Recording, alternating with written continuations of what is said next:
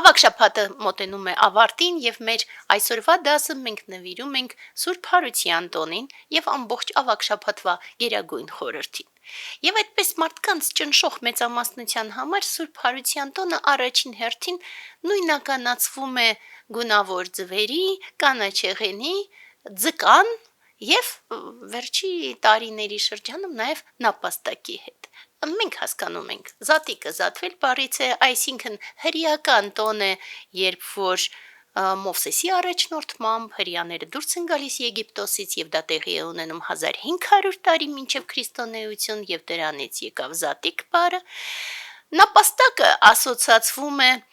այդպես կոչված է աստրո կամ իրականում կարելի է նույնականացնել նաեւ ակկադական իշտար աստվածուհու հետ, բայց ինքը այլևս կելտական է եւ կելտական աստվածուհի որպես պատկերվում է կամ նապաստակի գլխով, կամ նապաստակը իր հիմնարար գործընկերն է, այդպես ասենք, եւ նապաստակը բոլորին էլ հայտնի է որպես հենց բազմացման խորհրդանիշ։ Եվ այդպես շարունակ մենք կարող ենք տարբեր բաներ բերել, ձուկը եւս բոլորի համար հայտնի է, որ բառը հին հունարենում ամեն մի տառը նույն ձևով էր հնչում, ինչպես հապավումը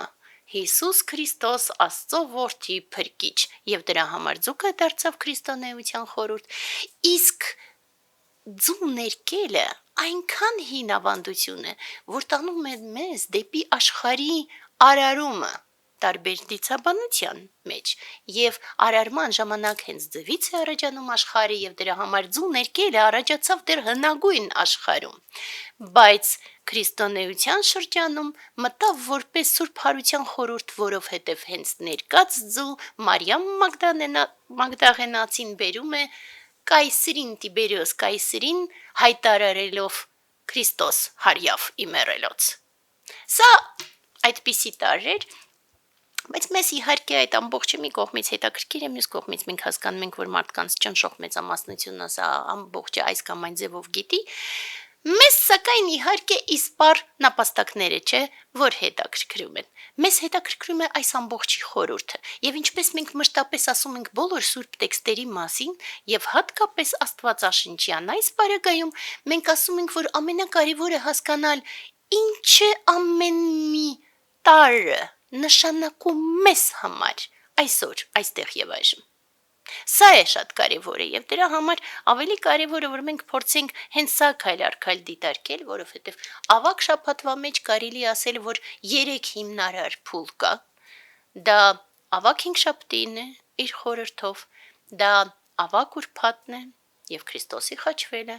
մեզ բոլորիս համար եւ դա ի վերջո Սուրբ Հարությունն է եւ այդպես փորձենք 3-ով անցնել։ Ու մեկ տարի առաջ ես հիշում եմ հենց այս օրերին մենք խոսում էինք լռության սահմանի մասին եւ այդ ժամանակ հենց նույն էլի Սուրբ Ավագուրբաթի օրը մեր դասի ժամանակ մենք ասեցինք, որ փաստացի լռության սահմանից անդին սկսվում է Քրիստոսի խաչվելը։ Սա շատ կարևոր է, որ մենք ճիշտ հասկանանք, երբ որ տեսնում ենք չարիքը ու չենք հակառակվում չարիքին, երբ որ մենք չենք պայքարում չարիքի դեմ, երբ որ մենք չենք լցվում ամբողջությամբ, բարությամբ եւ առլույս տանող ճանապարհին չենք տրվում մեր ամբողջ էությամբ, այդ ժամանակ մենք սկսում ենք լռել չարիքի առաջ եւ այդ լռելը ի վերջո բերում է ինչ-որ սահմանին, հանցավոր սահմանին եւ հենց այդ անցավոր սահմանից անդին Քրիստոսը այլևս խաչվում է։ Նորից մեզ բոլորիս համար, բայց ամենայն տառապանքով մեզ համար։ Եթե մենք սա ճիշտ ենք ընկալում, մենք այլ ձևով ենք սկսում ապրել։ Գիտեք, երբեմն ես վերջերս մտածում եմ, երբեմն շատ մարդիկ կամ հնչեցնում են կամ գոնե մենք գիտենք, որ դրա մասին մտածում են, ինչու մենք հոգևոր ճանապարհով գնացողներս խոսում ենք մարդկանց կողմից սահմանված քաղաքականության մասին։ Հենց որովհետև մենք երբևիցե թույլ չենք տալիս մեզ լռել եւ թույլ չենք տալիս մեզ անգամ մոտենալ դեպի լռության սահմանը, որպեսզի ինչ որ ձևով մեր կողմից նպաստենք, որպեսզի չլինի չարիքը եւ որպեսզի մեզ համար, բոլորիս համար հնարավորինս չխաչվեն մեծագույն ուսուցիչները։ Սա մեր քայլն է, բայց եկեք փորձենք քայլ առ քայլ դիտարկել այնուամենայնիվ առաջին հերթին հենց ավագ հինգշաբթի օրվա խորհուրդը եւ մեզ համար, հայերիս համար այս ամբողջ ինչ որ ես կներկայացնեմ առավելագույնս կարևոր է, որովհետեւ մեր հանցավոր լռությունը բերեց դրան, որ այժմ 2025 թվականին եւ վերջին գրեթե 5 տարվա ընթացքում մեր վեհագույն սրբությունները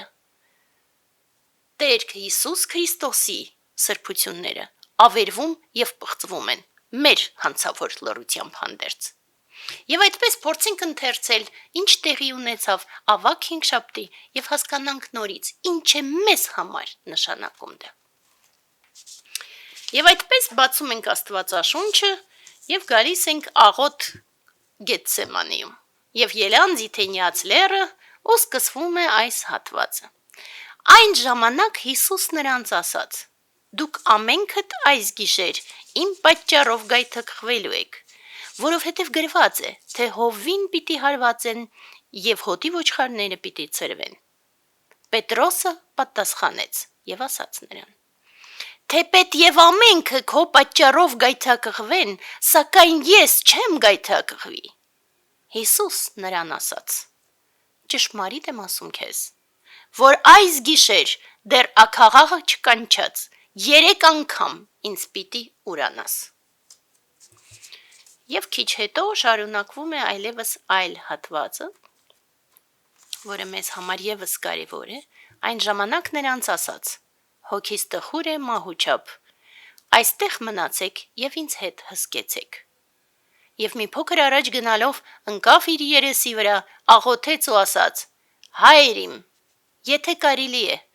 այս բաժակը թող ինձնից հեռու անցնի,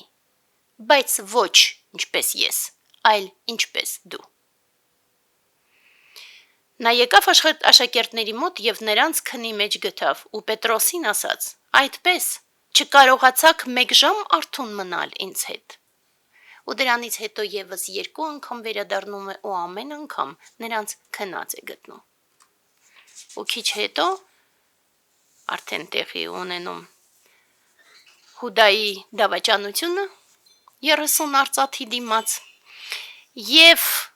գալիս են ու բռնում են նրանց եւ բռնում են Հիսուս Քրիստոսին ու այդ ամբողջ ընթացքում մենք վերադառնում ենք Պետրոսին։ Իսկ Պետրոսը նստած էր դուրսը գավթում։ Մի աղախին մոտեցավ նրան ու ասաց. Դու էլ Գալիլեացի Հիսուսի հետ էիր։ Նա ուրացավ բոլորի առաջ ու ասաց. չգիտեմ, դու ինչ ես խոսում։ Եվ այդպես եւս 2 անգամ Պետրոսն ուրանում է։ Եվ վերջին անգամ